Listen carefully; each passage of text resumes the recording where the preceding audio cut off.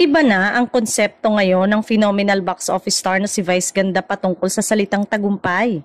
Ibang-iba na raw ngayon ang appreciation niya sa success kung ikukumpara noong nagsisimula pa lang siyang gumawa ng sariling pangalan sa mundo ng showbiz. Nakatsikahan ng officer and member ng Society of Philippine Entertainment Editors si Vice Ganda sa kanyang Vice Comedy Club sa Quezon City sa pa-Thanksgiving niya para sa natanggap na Box Office Hero Award sa nakaraang 8 eddies for his blockbuster movie and the breadwinner is.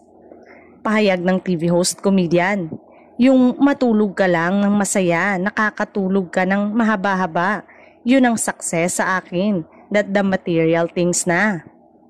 Dati nung wala ka pang pera, ang success sa'yo ay may kinalaman sa finances, material, wealth, anong deprived sa'yo.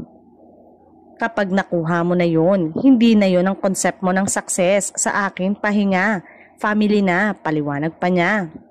Muli niyang nabanggit na mas gusto niya na ngayong manirahan sa mas maliit na bahay kumpara sa mansyong tinitirahan nila ng asawang si Ayon Perez. Kaya pinag-iisipan na umano nila ngayon ni Ayon ang paglipat sooner or later. Tinanong din ito kung kasabay ng mas tahimik na buhay ay kung iiwan din nito ang showtime.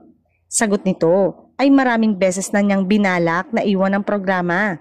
Naiisip niya daw na magpahinga at bumitaw pero dahil sa pagmamahal ng madlang people, patuloy siyang nananatili.